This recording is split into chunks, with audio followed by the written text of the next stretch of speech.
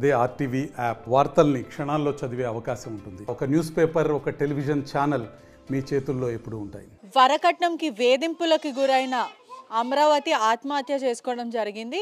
ఈరోజు 5 రోజులు అయినప్పటికీ కూడా ఇప్పటి వరకు ఆ మహిళకి జస్టిస్ అనేది జరగలేదు. ఒకసారి కుటుంబంతో కూడా మాట్లాడే ప్రయత్నం చేద్దాం. నిన్న వాళ్ళు డీసీపీతోని మరికొన్ని అధికారులతో మాట్లాడడం జరిగింది. ఏం చెప్తున్నారు, అత్తమామలు కూడా అబ్స్కాండింగ్లో ఉన్నారు, ఇప్పటి వరకు వాళ్ళ ఆచూకీ తెలియదు. అదేవిధంగా చాలా మటుకు ఆమెని వేధింపులకి గురి చేసి తనంతలు తను ఆత్మహత్య చేసుకుందా లేకపోతే చంపారా అనేది ఇప్పటి వరకు పెద్ద ప్రశ్నగా కూడా మారింది. కుటుంబ సభ్యులు మాత్రము చంపి ఉంటారు అని ఆరోపిస్తున్నారు. ఒకసారి వాళ్ళ తండ్రితో మాట్లాడే ప్రయత్నం కూడా చేద్దాము.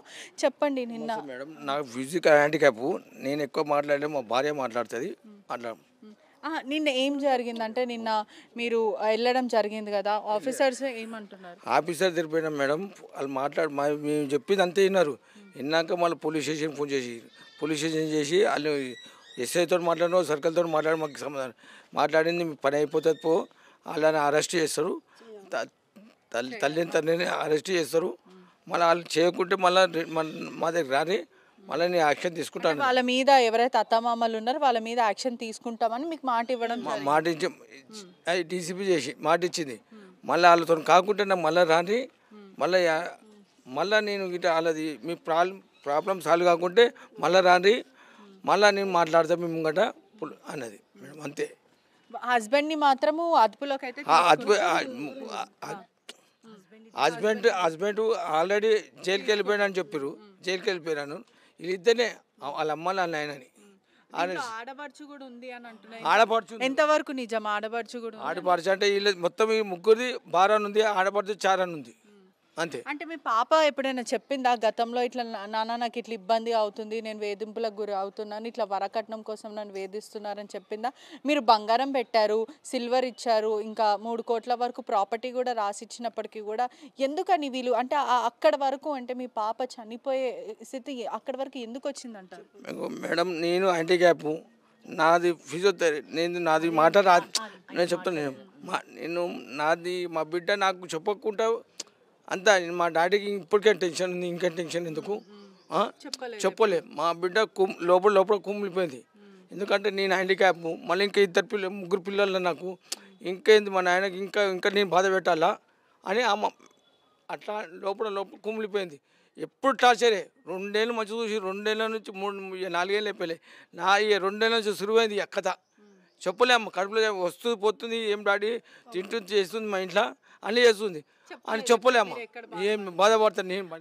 అదే విధంగా లెటర్లో కూడా రాయడం జరిగింది, బాబుని ఇంకా కుక్క పిల్లని హాస్టల్లో వేయాలి, ఆర్ఫన్. ఎందుకంటే తండ్రి ఉన్నారు, అక్క వాళ్ళందరూ కూడా ఉన్నారు, ఇంత పెద్ద మంచి కుటుంబం ఉన్నాక కూడా అంటే ఏంటి మీకు భారం అవ్వద్దు అని రాసిందా, లేదా బెదిరించారా ఎవరైనా, లేకపోతే ఏంటి? ఆ లెటర్ కూడా తనే రాసిందని మీరు అనుకుంటున్నారా? తనే రాసిందమ్మ, తనే రాసింది. రైటింగ్ కూడా అమ్మది, రైటింగ్ కూడా మేము గుర్తుపడతాము. నేను చిన్నగా ఉన్నప్పుడు నుంచి చూస్తూనే ఉన్నా అమ్మ రైటింగు, అమ్మదే రైటింగ్ అంతా అమ్మదే. అమ్మ బాధ కోసం అట్లా అనవసరం ఇస్తానది అంతా నేను చూసుకుంటాను. నేనున్నా మన్మన్ కోసం బస్ అంతే. మన్మన్ కోసం ఏం నోటు కాదు నేనున్నా. ఇప్పుడు మీరు ఏమనుకుంటారు, తనంతలు తను ఆత్మహత్య చేసుకుంది అనుకుంటారు, లేదంటే కావాలని ప్రెషర్ చేసి? ఎందుకంటే ఫ్యాన్ కూడా అందదు అని చెప్తున్నారు, తన హైట్ తక్కువ ఉంటుంది అంటున్నారు. అదే విధంగా మరి ఏమై ఉంటుంది అనుకుంటున్నారు? మేడం నేను ఇంట్లో పోలేని, నాకు ఎక్కడికి రాదు అంత బిల్డింగు, ఎక్కలే. అది అంత నేను చూడలేము. మా బిడ్డ చూసింది, హైట్ తక్కువ ఉంది. చూసిరు పబ్లిక్ నాకు చెప్పారు, మా అల్లుళ్ళు మా బిడ్డలు చెప్పారు, డాడీ ఆత్మహత్య చేసిరు. వాళ్ళు ఆమె చేసుకోలేదు, చేసి ఇట్లా కమరించి పెట్టేసారు అట్లా. అమ్మగారు కదా మీరు, పిన్ని అవుతారు.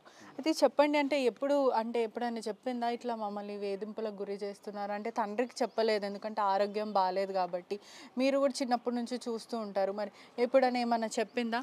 ఎంత పిన్ని అయినప్పటికీ కూడా మీరు బాగా చూసుకున్నారని కూడా మాకు సమాచారం వస్తుంది. అట్లాంటప్పుడు ఏదైనా చెప్పిందా? ఆమె ఎప్పుడు చెప్పలేదు. 1.5 year ముందు ఒకసారి చెప్పింది, మా అత్తమ్మ ల్యాండ్ అంటుంది, ఊకే నన్ను అడుగుతుంది. అంటే వాళ్ళ డాడీ ఏమన్నారంటే మీ అత్తమ్మ అవ్వమంటే నా దగ్గర తీసుకొని రా అన్నాడు. అంతవరకు ఇంకేం చెప్పలేదు. అది తన పేరు మీద తన భవిష్యత్తు కోసం మీరు ఇచ్చిన ల్యాండ్.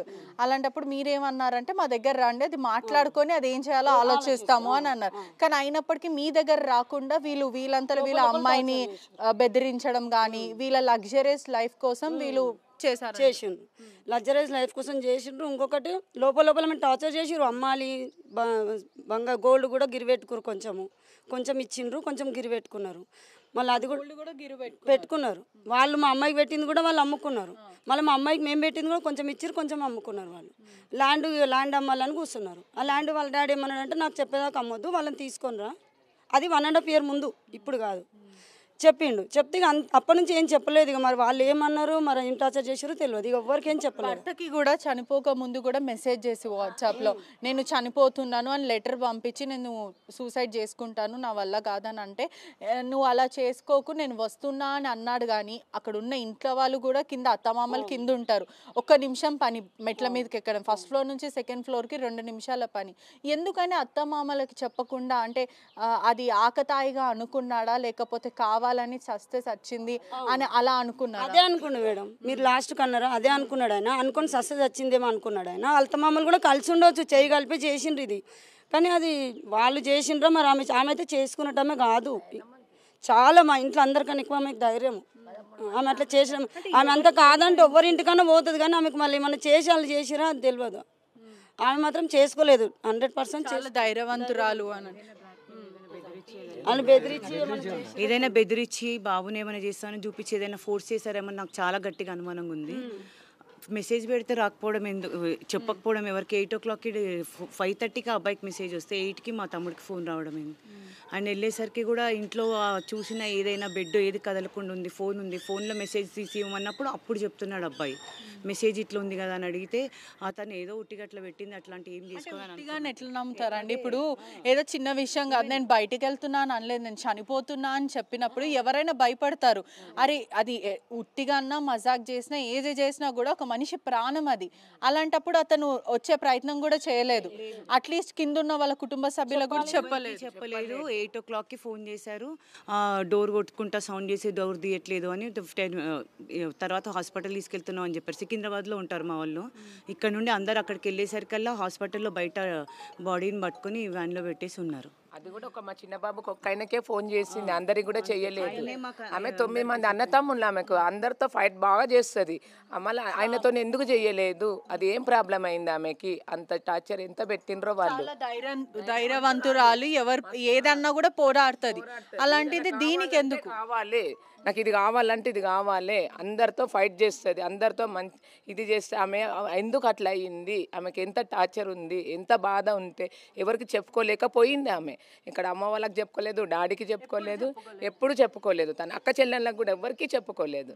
అంత బాధ తన మింగేసింది. కోసం అడుగుతున్నారని అది ఒక్కటే చెప్పేది. కానీ ఎప్పుడైనా ఈ మధ్య మటుకు వాళ్ళ అత్త ప్రతిదానికి ఏదో ఒకటి అంటూనే వాళ్ళ అత్తకి బాగా భయపడుతూ తనకి ఈ రూమ్లో నుండి ఆ అత్త ఉండే మెయిన్ ఫ్లోర్కి వెళ్ళాలన్నా కానీ తనకి చిరాగ్గా భయంగా అనిపించేది. ఆమె లేదు అనుకునే టైంకి వెళ్ళేది, నాతో ఫోన్ మాట్లాడగా. కానీ ఎప్పుడూ హస్బెండ్ వేధిస్తున్నాడు, మరీ ఇంత టార్చర్ అని చిన్న చిన్న వాటికి ఇంట్లో పనికి అది ఇది అన్నట్టుగానే భయం ఉండొచ్చు అని అనుకున్నా. కానీ ఇంతలా మెంటల్ టార్చర్ అని మేము అనుకోలేదు. నిన్న వాళ్ళ ఆఫీస్ వాళ్ళకి తెలిసిందంట, నిన్న ఇంటికి వచ్చారు. అందులో ఒక కలీగ్ అంటుంది 1 month నుండి అనిందంట, నన్ను చాలా టార్చర్ పెడుతున్నారు మా అత్త వాళ్ళు, మా డాడీకి అంత బాగుండదు, మా మమ్మీ పిన్ని వీళ్ళు అందరు కలిసి ఎవరికి చెప్పుకోలేక మానసికంగా తనలో తను కుమిలిపోయింది. వాళ్ళకేనా ఇవన్నీ ఏం చెప్తాను అక్క, నా బాధ అనిపిస్తుంది, నాకు వాళ్ళు పెట్టిన గోళ్ళ నుండి వడ్డానం అమ్మేశారు, నేను అయినా ఊరుకున్నాను, వాళ్ళు పెట్టింది కదా, నాది తీసుకొని కూడా కొన్ని లోన్లో పెట్టేసి అయినా ఊరుకున్నా. ఇప్పుడు ఉన్న ఈ ల్యాండ్ అమ్మితే వాళ్ళకి చాలా ల్యాండ్స్ అవి ఉండే అన్నీ అమ్మేసుకున్నారు.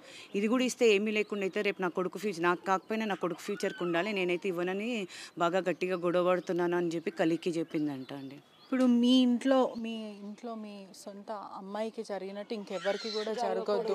అదే విధంగా ఈ జనరేషన్లో ఇంకా వరకట్నం కోసం వేధింపులు ఇంకా జరుగుతున్నాయి అంటారా? అంటే మీకు జరిగింది, ఇంకా సొసైటీలో కూడా అత్తమామలు ఉంటే జరుగుతాయి కదండి. అట్లాంటి అత్తమామలు ఉంటే ఎట్లయినా జరుగుతాయి. అట్లా జరగొద్దు, అట్లా జరగకుండా ఉండాలి. కానీ మా బిడ్డ వాళ్ళ అత్తమామ మాత్రం శిక్ష పడాలి. అంటే ఇది అయిపోయిన తర్వాత కూడా పోలీసులు భర్తని అరెస్ట్ చేసిన తర్వాత అత్తమామలు ఎవరైనా వచ్చి మాట్లాడే, అంటే మీతో మాట్లాడే ప్రయత్నం చేసి, అంటే మా తప్పు లేదు అలాంటివి అంటే ప్రయత్నించలేదు? ఏం ప్రయత్నించలేదు. అట్లీస్ట్ అనేది లాస్ట్ జరిగేటప్పుడు కూడా చూడడానికి కూడా రాలేదు. చనిపోయినప్పుడు ఫస్ట్ నేనే వెళ్ళా అక్కడికి. నేను వెళ్ళినా కూడా మా వదిన నేను ఏమి చేయలేను, నా మీ కూతురికి నేను మంచిగా చూసుకున్నా అని కూడా చెప్పలేదు. నేను అక్కడ పడి ఏడుస్తుంటే కూడా మా వాళ్ళు కొంతమంది లేట్ వచ్చారు, నేను పడి ఏడుస్తుంటే కూడా మళ్ళీ ఎందుకు ఇంత బాధపడుతున్నారు, మీ బిడ్డకు నేను ఏం అన్యాయం చేయలేను అని మా దగ్గరికి రాలేదు, చదువు చెప్పలేదు. ఏమన్నా అట్లా ఉంటుంది కదా, అత్త మంచిగా చూసుకున్నప్పుడు ఎందుకు మీరు ఇంత బాధపడుతున్నారు, నేను మంచిగా చూసుకున్న మీ కూతుర్ని, ఈరోజు మీ కూతురు ఇట్లా అన్యాయం చేసిపోయింది అని ఒక మాట చెప్పాలి కదా. తను ఒక మాట కూడా చెప్పలేదు. ఎప్పుడైనా బావ మంచోడు అన్నట్టే చెప్తుండే, కానీ ఇంత మట్టుకు తెచ్చింది మాత్రం మనస్తాపంకి గురై ఎప్పుడు చెప్పలేకపోయింది. నాన్న ఆరోగ్యం బాగుంది. ఇప్పుడు అదే విధంగా కూడా పోలీసులకి చెప్పడం కూడా అంటే పోలీసుల పైన మీకు నమ్మకం ఉందా అంటే చెప్పారు కదా న్యాయం మేము చేస్తాము అని చెప్పడం జరిగింది. అదే విధంగా కూడా తల్లిదండ్రులను కూడా అరెస్ట్ చేస్తామని చెప్తున్నారు. అరెస్ట్ చేయాలి, ఇంకో అమ్మాయి పిల్లలకు ఎవ్వరికైనా అన్యాయం జరగొద్దు, వాళ్ళనైతే చేసేయాలి. పోలీసులకు కూడా మీరు గట్టిగా చెప్పేసేయాలి, అది మీరు మీడియాతో దాకా అదొక్కటే మాకు చెప్పండి. ప్రభుత్వం చూస్తుంది, ఇప్పుడు జనాలు చూస్తున్నారు, అధికారులు చూస్తున్నారు, అది ఎక్కడ చేయాలి మాకు, అదొక్కటే. తల్లిదండ్రులు లేచి రాని కూడా చేయాలి, ఇంకొక పిల్లలకు చెయ్యొద్దు. ఎంత కట్నం, ఎన్ని కట్నాలు ఇచ్చినాము, ఎన్ని కోట్ల 5 కోట్ల కట్నం ఇచ్చినాము, 5 కోట్లు ఏదుంపులు. ఆ ఏదుంపులు ఎందుకు పెట్టానే, ఏమన్నా బతుకుపోమంటే కూడా బతుకుతారు కదా. జీతం 40,000 జీతం అమ్మాయి, ఇది ఎడ్యుకేషన్ ఫిజియోథెరపీ డాక్టర్ అంత మంచి పిల్లని ఇట్లా చేసిర్రు. వాళ్ళనైతే ఇడవద్దు. మీడియా మొత్తం మేడంతో మాట్లాడిన తర్వాత చాలా హోప్ వచ్చింది, మాకు న్యాయం జరుగుతుందని అనుకుంటున్నామండి. అది తొందరగా వాళ్ళని అరెస్ట్ చేయాలి, మాకు న్యాయం జరగాలి. కోర్టులో వాళ్ళకి శిక్ష, మా చెల్లి ఎంత అనుభవించిందో దానికి 10 రెట్లు వాళ్ళు అనుభవిస్తే కానీ ఇంకే అమ్మాయికైనా పెళ్లి చేసుకోవాలంటే భయపడకుండా ధైర్యంగా చేసుకోగలుగుతారు. లేకపోతే మా ఇంట్లో ఇంకా చాలామంది అమ్మాయిలు ఉన్నారు పెళ్ళిళ్ళు, రేపు పెళ్లి చేసుకోవడానికి ఎవరు ముందుకు రారు. వచ్చినా కానీ ఇలాంటివి జరిగితే ఇప్పుడు మేము పోరాడలేదు అనుకో, ఇప్పుడు న్యాయం జరిగితే రేపు వాళ్ళకేమైనా జరిగితే బయటికి వచ్చి ధైర్యంగా చెప్పుకోగలుగుతారు. ఇలా ఇంకొక అమ్మాయి చనిపోదు. అంతే. థ్యాంక్ యూ అండి. ప్లీజ్ మాకు సపోర్ట్ చేస్తూ ఉండండి, పోరాడుతూనే ఉంటాం మేము, మాకు న్యాయం దొరికే వరకు ఆగేది లేదండి. చూస్తున్నారు కదా, కుటుంబ సభ్యులు కూడా చనిపోయి 5 రోజులు అయినప్పటికీ కూడా జస్టిస్ కోసం వీళ్ళు ఇంకా పోరాడుతున్నారు. అమరావతికి జరిగినట్టు ఇంకా ఎవరికి కానీ ఏ కుటుంబానికి కూడా జరగదు. ఇప్పుడు ఈ జనరేషన్లో కూడా వరకట్నం కోసం ఇంకా వేధిస్తారు. మేము సుమారుగా 4 కోట్ల వరకు కట్నం ఇచ్చినప్పటికీ కూడా వాళ్ళు ఇంకా కట్నం కావాలి అని ఆ మహిళను వేధింపులకి గురి చేశారు. తను తీవ్రమైన మనస్తాపంకి చెంది ఆత్మహత్య చేసుకోవడం జరిగింది. అది కూడా మాకు సస్పీషియస్గా అనిపిస్తుంది. తను నిజంగానే ఆత్మహత్య చేసుకుందా లేదా ఎవరైనా కావాలని తనను భయపెట్టించి ఆ లెటర్ రాపిచ్చి మరి ఏదైనా చేశారా, దీంట్లో ఏదో బలమైన కారణం ఉంటుంది. తను చాలా శక్తివంతురాలు, చాలా స్ట్రాంగ్, అంత పిరికిది కానే కాదు. మా బిడ్డ పిరికిదంటే మేము నమ్మము. చాలా పోరాడే వ్యక్తి తను. కానీ ఈరోజు ఇలా చేయడం చాలా మాకు ఆశ్చర్యంగా అనిపిస్తుంది. అత్త మామలు కుటుంబం అంతా వరకట్నం కోసం చాలా వేధింపులు చేశారు. తను చాలా చిత్రహింసలకు గురైంది. మా కుటుంబానికి జరిగినట్టు ఇంకా ఏ కుటుంబానికి జరగదు. ప్రభుత్వం కానీ పోలీసులు కానీ దీనిపైన ఖచ్చితంగా చర్య తీసుకోవాలి. ఎవరైతే అత్తమామలు అబ్స్కాండింగ్ ఉన్నారో వాళ్ళని వెంటనే అదుపులోకి తీసుకొని వాళ్ళని అరెస్ట్ చేయాలని కుటుంబ సభ్యులు మాకు జస్టిస్ కావాలి. ఏదైతే అన్యాయం జరిగిందో దానికన్నా ఆత్మ శాంతిస్తుంది. మాకు జస్టిస్ కావాలి అని చెప్పి కుటుంబ సభ్యులు రోధించడం జరుగుతుంది. కెమెరామెన్ శివతో పెట్రిషా. మరిన్ని వీడియోస్ కోసం ఛానల్ ని సబ్స్క్రైబ్ చేయండి, లేటెస్ట్ అప్డేట్స్ కోసం వాట్సాప్ ఛానల్ ని ఫాలో చేయండి అండ్ లింక్ డిస్క్రిప్షన్ లో ఉంది.